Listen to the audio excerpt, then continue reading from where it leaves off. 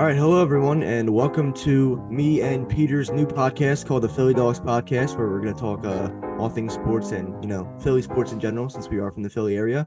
Sir, I'm John, that is, this is Peter. and we're the Philly Dogs, and I chose that name. If anyone's wondering why I Oh, chose that name, it's because I Peter always says dog, and yep. his old username was Dutch Dogs, so that's why Yep. we yeah Yep. that's why we went with it. Why not?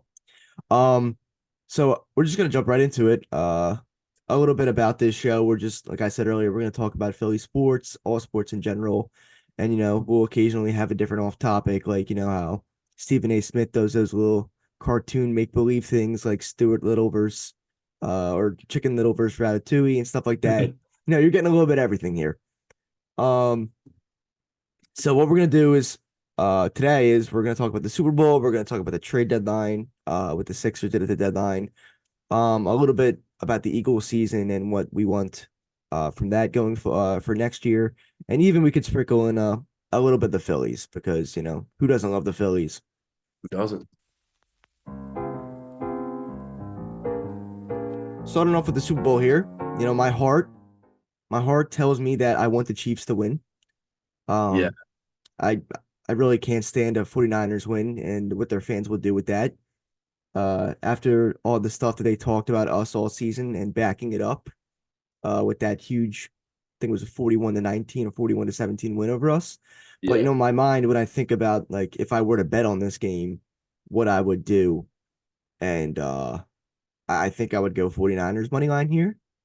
Yeah. I mean, Vegas has them favored. So it's tough. It's tough because I feel like they're two really, really good teams, but they both have looked really vulnerable Yes. in the playoffs. So like these are two teams that easily could have lost. And the Chiefs overall in the playoffs have definitely looked better. But the Niners, I feel like, have a more talented team. But we've been saying that about the Chiefs the entire year. And the Niners have definitely looked worse, I think, overall in the playoffs. So it just honestly, it really, I feel like all depends on whether Brock Purdy comes out. And if he comes out and plays well, I think they're gonna win. But that's an if. That's definitely a big if. Yeah, and going off that, the Niners have played from behind in every playoff game that they've been in, right? And they've gone up against Jordan Love and the Packers who didn't have experience, and they've also gone up against Jared Goff, who yeah, he has been to a Super Bowl, but that was also 6 years ago, and he put up Yeah, 3 points. yeah, So now they're facing their big first, like their first test this playoffs, and it's coming at the biggest time against arguably one of the greatest quarterbacks of all time. And he's playing his best football now. I mean, the Ravens game was a little but he's still, a win is a win. And yeah, Travis Kelce's finally, breaking out at the right time of the year. He was having a really bad year, and now all of a sudden he's scoring multiple touchdowns in playoff games. yeah. Um, what will be interesting though is their left guard Joe Thuney. He's out, and Is he I'm officially out? he is officially out, and I Oh, think Jerick McKinnon is out as well. okay. Sorry if you guys hear the guitar and instruments upstairs. My neighbor's playing instruments right now. I'm gonna try to cut that down as much as possible, but uh, yeah. So that will be interesting. I don't know if Kadarius Toney's playing either and everything with him. That was a little weird how he went on Instagram Live at like 9 o'clock in the morning during Yeah, the AFC Championship day and just started saying like, I'm not hurt. I'm not hurt. This team just doesn't want to play me. So yeah. So I mean, honestly, I feel like the only real loss McKinnon's a good get player. yeah, He's really been a non-factor, really throughout the playoffs in the last couple of weeks of the year. So I feel like it really is Joe Thuney, but I think with Joe Thuney, if you look at it last week, the Chiefs were still really able to move the ball. It was more like the Ravens still had possibly the best defense in the NFL, or one of the best. So they put up 17, and it was all in the first half. So I think that they'll be fine without Tooney. Obviously, he's a good player. I'm not sure who their backup was, but I really do think that the Chiefs are going to win. I think it's going to be close. Uh, I just do not. I just feel like I don't see the Chiefs losing. yeah. I cannot see Patrick Mahomes going up against Brock Purdy and Yeah, losing to him. I mean, I know it's like his defense has to show up, but I yeah, feel like if there were a Super Bowl for Patrick Mahomes to win, it would be this one.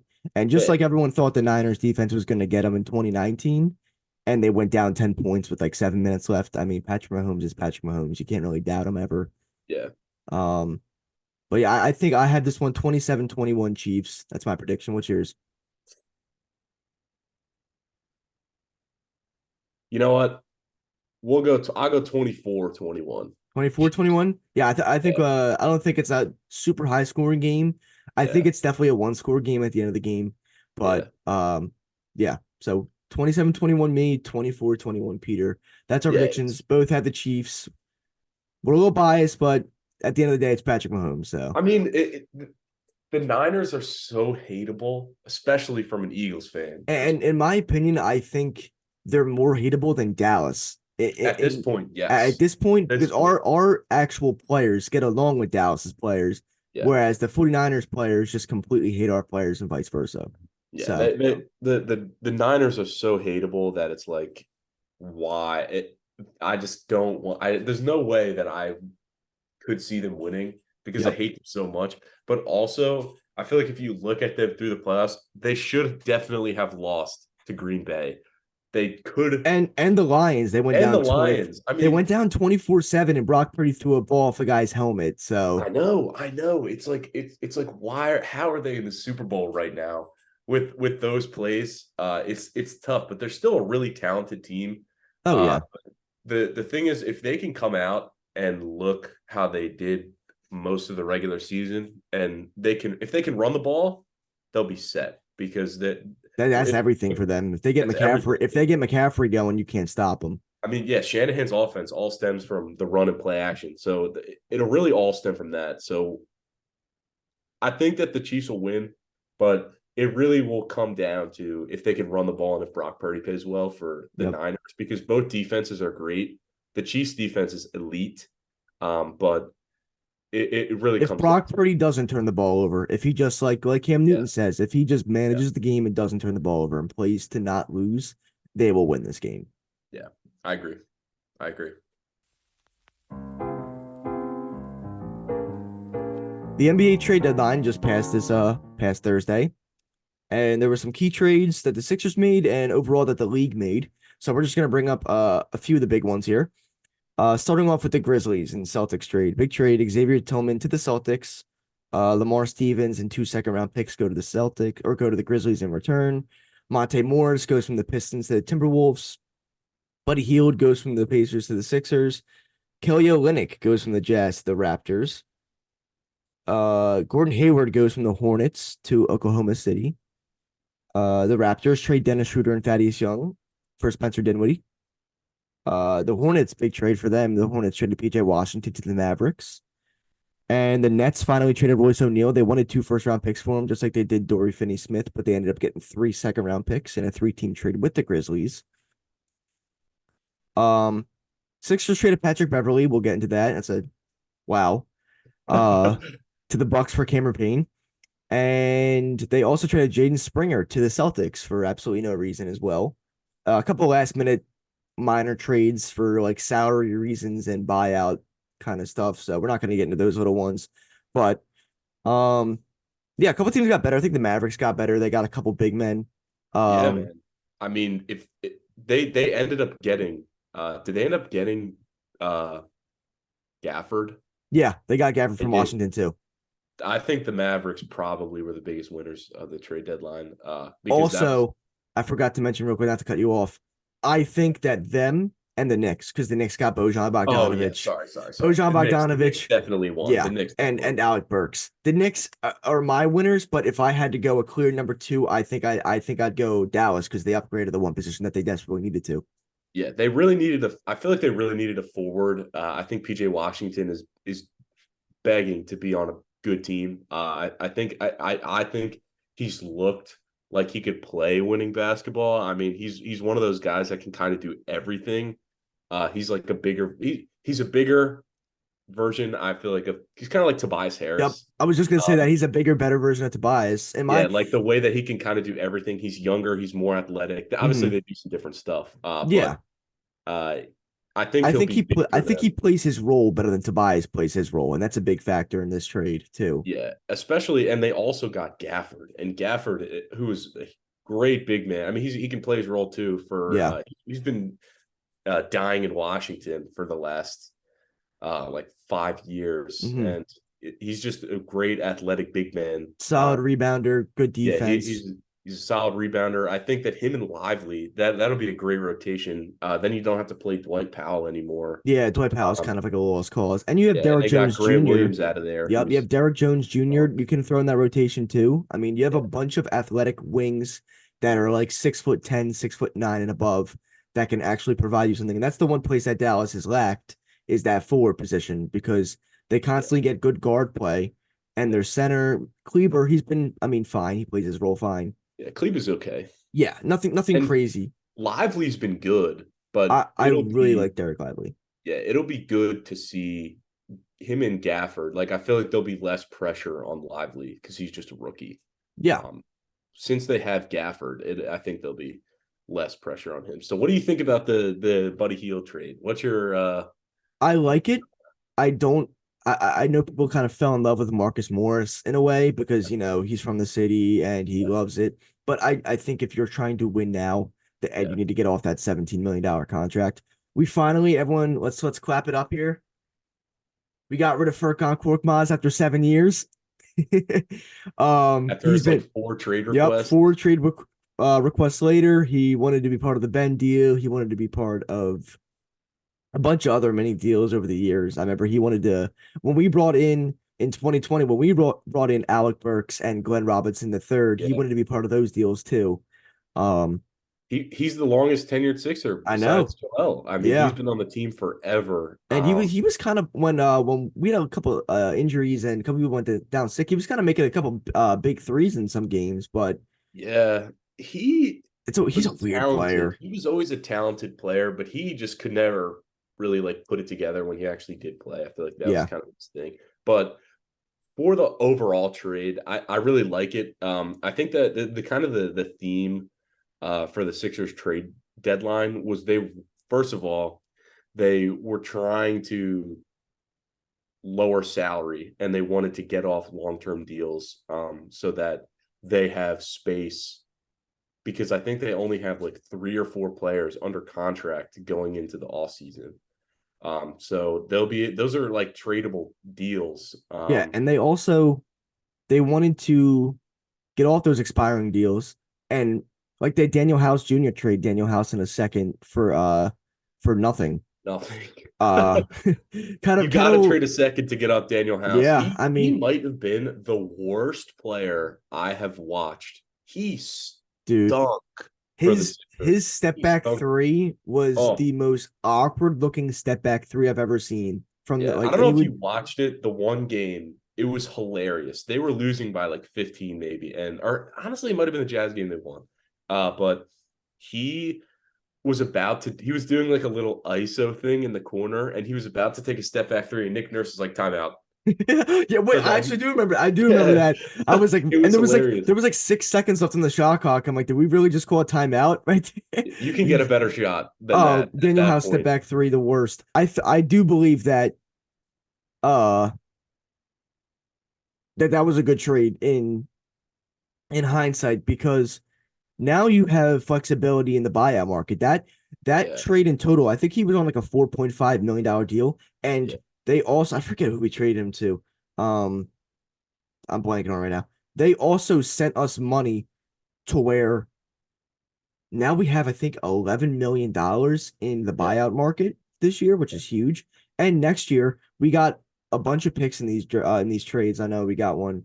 Um, we got a second round pick for Beverly, and we and gave up because Springer. it kind of like replenishes the second round picks they gave up for Buddy. Although it Yep. sucks that they traded Springer and To the Beverly Celtics. for a second round pick. The thing with Springer is I loved Springer.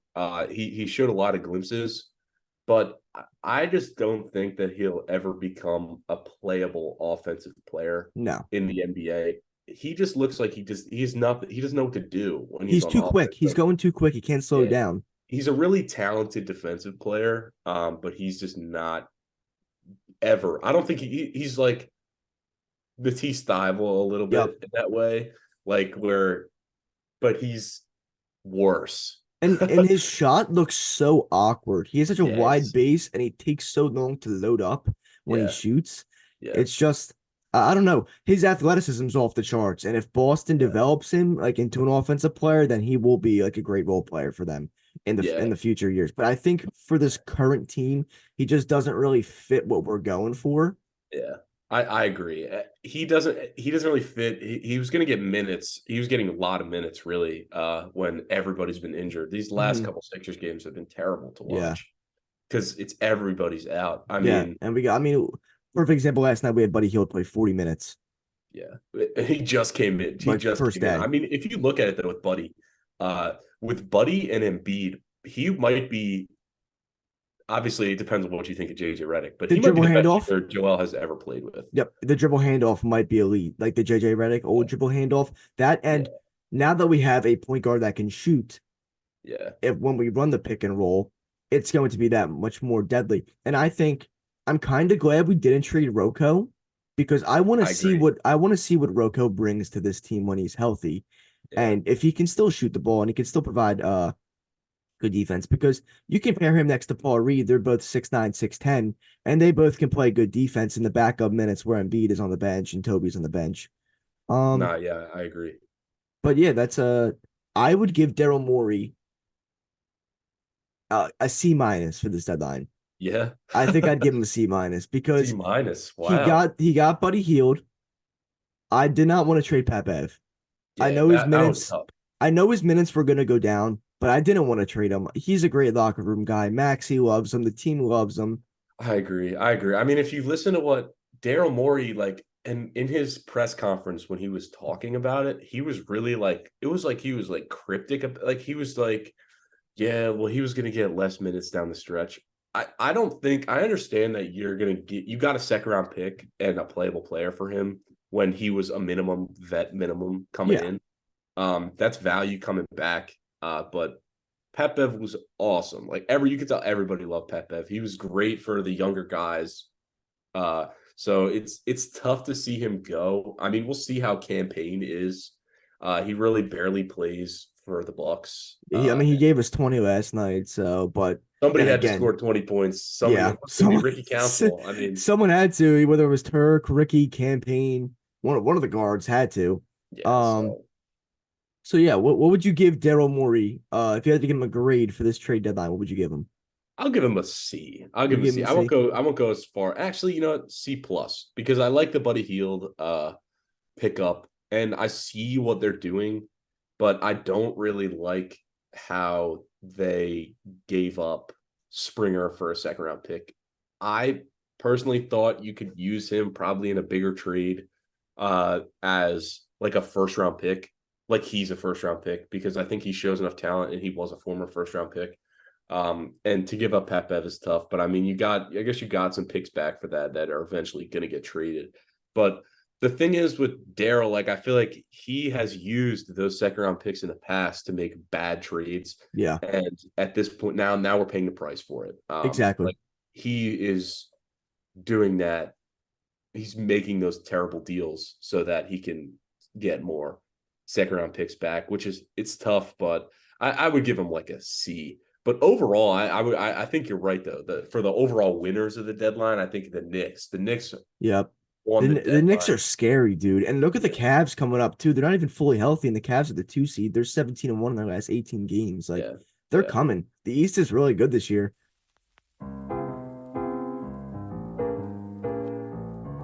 Okay, that was our trade deadline and our letter grades on the trade deadline and how the Sixers did. Yup. So now we're gonna go talking just already talking about the Sixers and the NBA. We're gonna go into the Sixers and talk about them a little bit and how we view this team without Joel, if he can come back, if he can give us something in the playoffs, where this team will be by that time.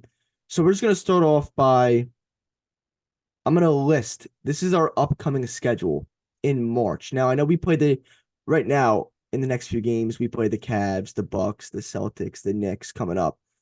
But this is and this is going to be starting March 8th. This is the schedule, and this is when we'll be fully healthy minus Embiid. So everyone should be back by this time, and this will be without Embiid. Pelicans, Knicks, Bucks, Hornets, Heat, Suns, Lakers, Clippers, Kings, Clippers, Cavs, Thunder. That's like a crazy hard That is schedule. a brutal stretch. Now the Sixers only have the 10th hardest schedule remaining, strength of schedule remaining. However, how do I put this?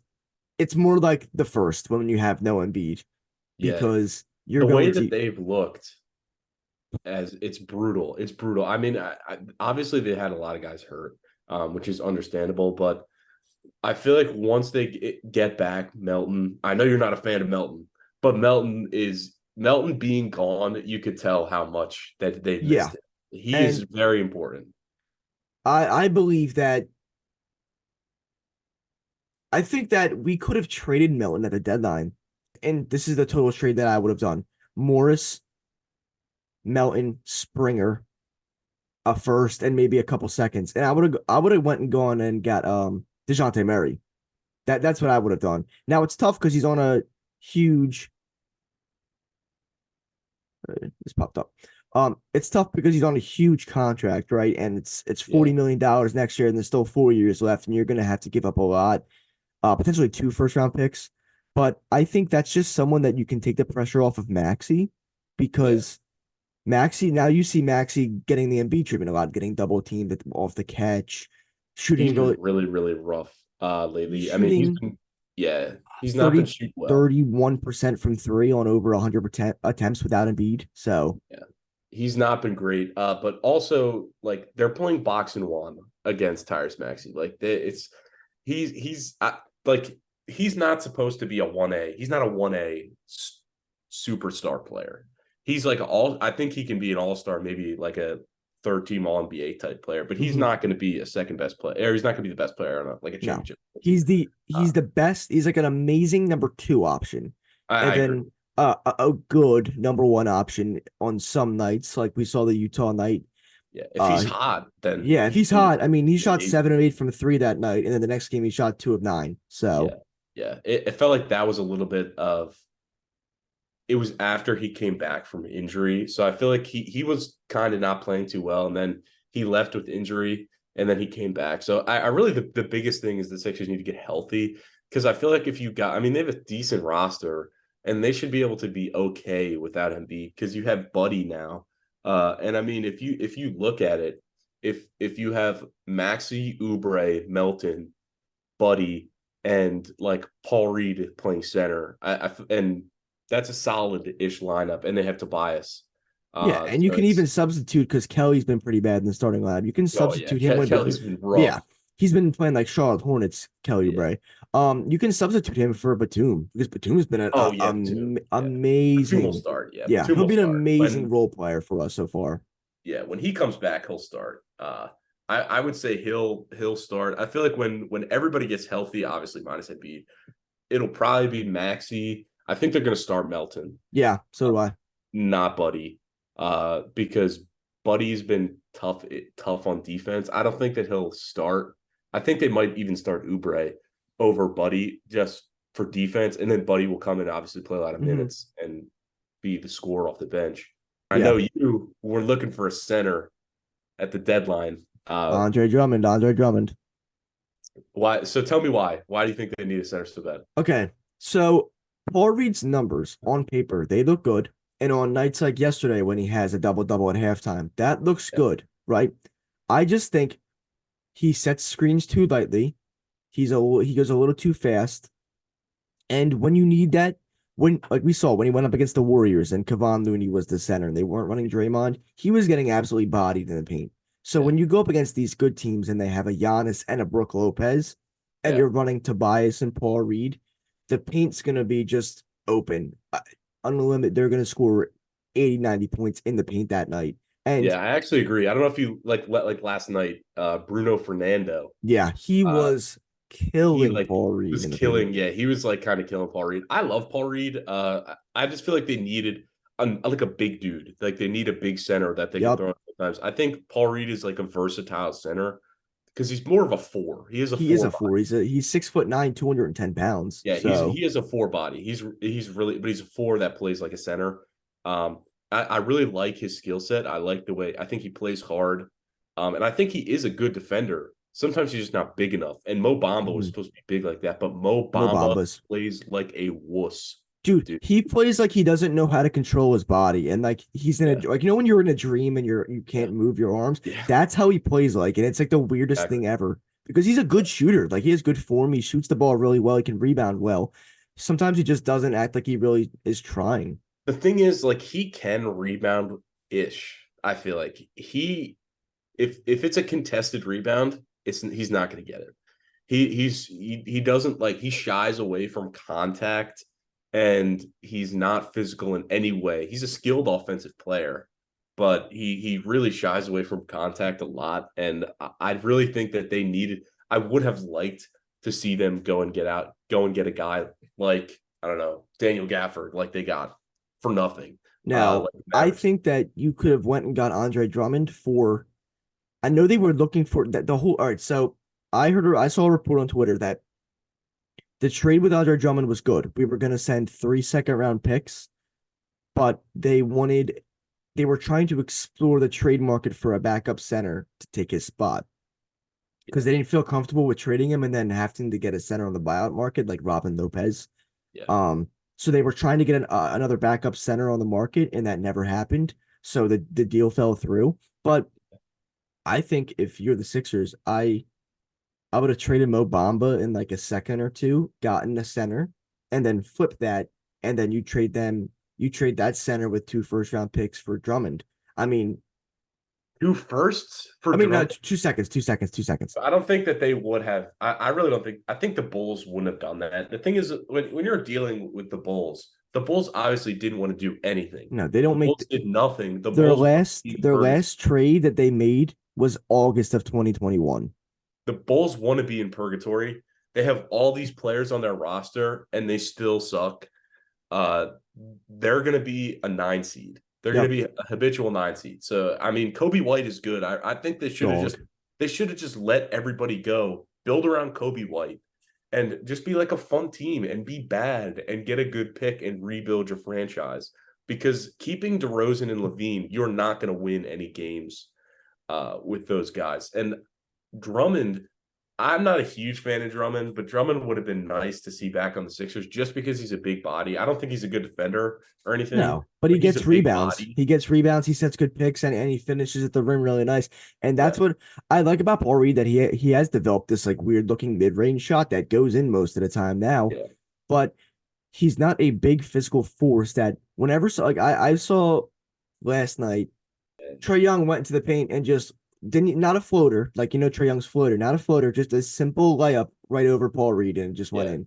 Not a yeah. high arcing shot, just literally bodied him, reset, and then just went right at him and went up and got the layup. So if Trae Young is bodying Paul Reed in the paint, that is a problem. So I mean, listen, who knows? We might go on the buyout market and get a center. I know Danilo Gallinari, he's available. The Sixers have shown interest in him. He's not a Yeah. real center, but he's a big body that you could place at a backup four position. Yeah, he could play big. He could play big. Um, as well as I know there's rumors of Seth Curry on the buyout market too. Now Oh, that would be awesome if I Seth would I came would back. love for Seth to come back. I would rather have him than Kyle Lowry. Oh yeah, I do not want, and I cannot emphasize this enough. I do not want Kyle Lowry playing for my franchise. He's turning 38 this month. He yeah. has nothing left. Maybe 4 years ago this would have been cool, but He's he so has washed. nothing Yeah, left in the tank to give. he's so washed. He might be worse than like Patrick Beverly. Oh, And like 100%. Patrick Beverly at the beginning of the year, I really didn't like because like he's short on every single jump shot. Like, but he came out as a little bit crafty offensively, and I think Lowry maybe could be like that. Um, He's a good three. He's a really good three ball. yeah, he could. He's a shooter. He's a shooter. He could play tough defense. He could play make for others, but I think that they. I don't know what else they can get. They might have to go out and get him. I don't know Yeah. who's in the buyout market right now. But if you were to make a quick prediction on what seed you think the Sixers will get, where would you think they will be come playoff time? I'm going to be optimistic. We'll say the 6. I Okay. think that they probably might fall back into the play-in, which would be worst case scenario, and maybe Joel just doesn't even come back and let him get healthy. Yeah, I believe that they will be a 7 seed. I think they'll host a playing game. I think they'll get in. I think they'll either be the 7 or 8 seed, but Yeah, I think they lose first round to either Milwaukee or New York, or unfortunately, if we have to play Boston. so tough. So For our final segment today, we are going to be talking about, unfortunately, the Eagles and what went wrong, what we think were the factors that led into that collapse. Um, and just some future players in the draft or free agency, and that we want to target, who we want to bring back on the current team, who we want to let go, and just talking about the coordinators that we just brought in and stuff like that. So, Peter, I'll let you go first. What do you think went wrong with the Eagles season? I mean, it's tough to say. It's probably a lot of different stuff. But I feel like I'd pinpoint it and I'd go, it's probably the coach. I think it's probably Sirianni. And Brian Johnson, it was just a really tough situation. They have all the talent, and I know that it was cool how I feel like a lot of the players were all like very adamant that it was them. It was the players that weren't making the plays, which I get. And maybe it was just the team just kind of collapsed. I think the biggest thing was also the defense. It's really hard to win games when your defense is out there so long. The offense can't get a rhythm because the defense is constantly on the field because the defense was terrible this year, you know? So what do you think? Oh, sorry. Real quick. This thing just popped up. Okay.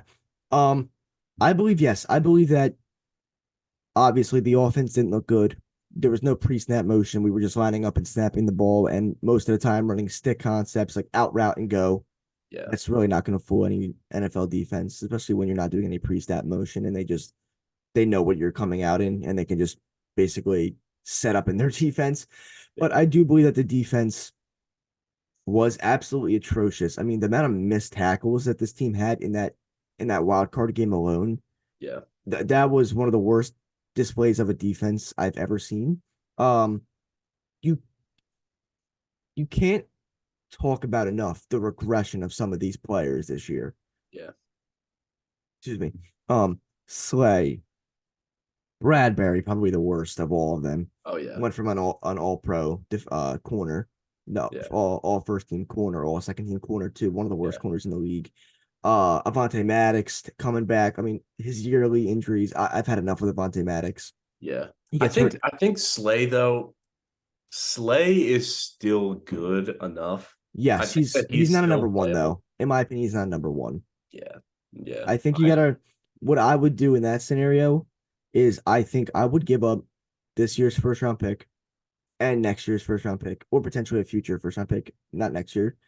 And I would throw in someone like Josh Sweat, and I would go get Patrick Surtain. yeah. I knew you were And gonna say Paxton, yeah. yep, and because you have flexibility on the D line now with Nolan Smith, you could put Nolan Smith as that edge rusher. I know he's young, but I do believe that he will develop to be just like Josh Sweat if you give him time. And you desperately need a lockdown corner on this team that you can match, because I don't feel good about Darius Slay matching up against DK Metcalf, who always owns him. Yeah. Jefferson now, even though he did fine last year and the year before he did amazing, this is now going to be the third season against CD Lamb, against true number one receivers in the league. Yeah. I think you need that lockdown corner to come and give you some security that you like.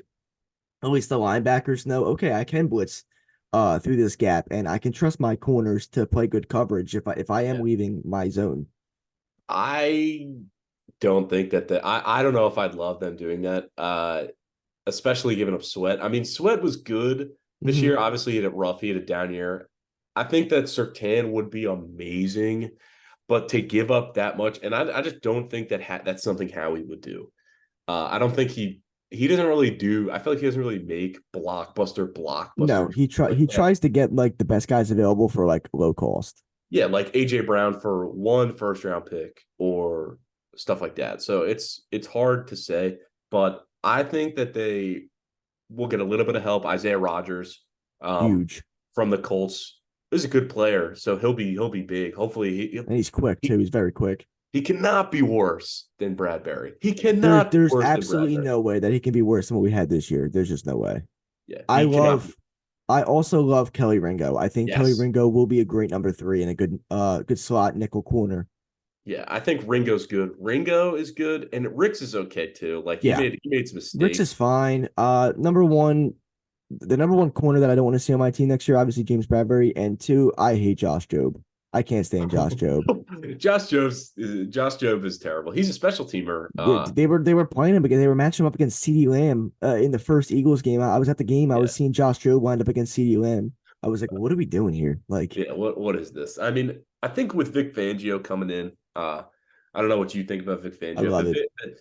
although the former coordinators like Johnny Gans and Desai were both like descendants of his system, He's the of Fangio's godfather. system.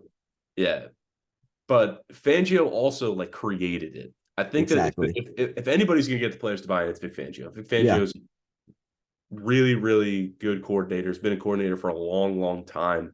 I think that he'll get into the players. And he's tough on them, and I love that. Like he's not gonna be like Sirianni where he's treating you like a friend.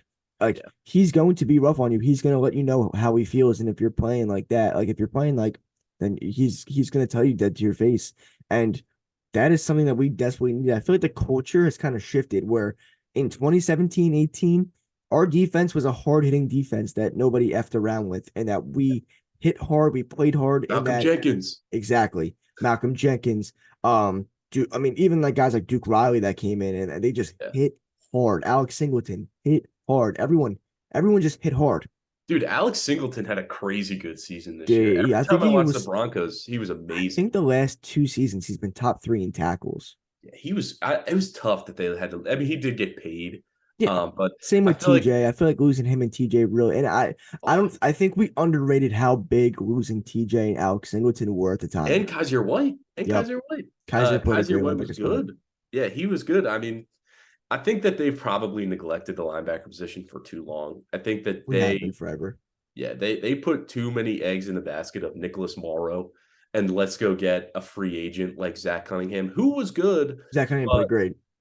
he's not a long term player at He's that position. he's a rotational piece that you throw in to give your number one and number two linebacker a break for a few And snaps. he's way out of his prime. Like Yep. he's not that guy anymore. No, I think that hopefully N'Kobe Dean can come back and be playable, but I don't think N'Kobe Dean is the answer at the position either. Sadly, he can't stay healthy. He's too small, in my opinion. I don't think N'Kobe.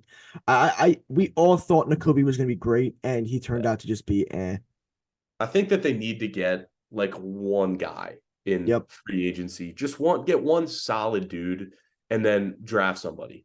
And then Okay. you can have the rotation of N'Kobe, uh, the guy they signed, and a drafted player. Uh, Like a Jalen Ford or like a Jeremiah Trotter Jr. Someone like that. yes. Like, why not? I don't think that they'll go out in the first round and draft a No, linebacker but I because think second round pick is definitely where they're looking right now. yeah, I could see that. And I think that their biggest need in the first round is probably corner. I know like people like Cooper DeJean, maybe he'll be okay. Who I mean, knows? listen, he's like going to be like the first white corner in the NFL in a while. So I mean, so I if mean, you never know. Like that's like a weird scenario that you don't know, but like he's looked good in college, so I'll yeah, give him that. Reed Blankenship and Cooper DeJean in the The secondary. the milkman duo that Yeah. could go crazy. Now uh switching to offense because we only have about 5 minutes left here. okay. Switching to offense, Kellen Moore. I like what Oh he yeah. does with the receivers. I like what he does with the motion in the pre-snap. I don't like that he goes away from the run game. He'll start off very strong the past few years. He started off very strong in the run game. However, he does not finish strong with the run game. He goes away from it. So what do you think that should be if you had to like I know Kay Adams asked Devontae Smith, and we'll end with this question. What would be your if you had to ask Kellen Moore to do one thing with this team, with the offense, what would you ask him to do? I mean, what he's known for is getting receivers open. I think that that's probably the biggest thing to me is you have two amazing receivers. Just get them open, give them plays to get them open. I think that they were running plays. I think that there was a stat that was like Jalen Hurts had the longest like time to throw in terms of Receivers getting all open. the routes were so long. Yep. It was impossible for him to do anything. There was no like Yeah. security blanket. So I think that's the biggest thing. And I know Kellen Moore's known for that, for getting his receivers open. So I'd say that. Okay. For me, it's obviously get the receivers open and throw the ball over the middle of the field. I mean, everyone does it except this team. I mean, you have AJ Brown, Devontae Smith. You give them the ball in open space over the middle of the field. Their run after catch is going to be amazing, and the possibilities of this offense could be endless. Yeah, I agree. I agree. All right, thank you guys for watching this first episode of the Philly Dogs podcast. Make sure to drop a like, comment what you want to see, subscribe, and turn those post notifications on so you know when we either go live or do drop an episode like this. Peter, any closing remarks you want to say to our viewers for this first episode? You know, thanks for watching. Why not? Yeah, Thanks. It thanks. was short and sweet. Thanks for watching. All right. Thank you guys for watching, and we'll catch you next time on this podcast. Appreciate you guys watching, and we'll see you next time.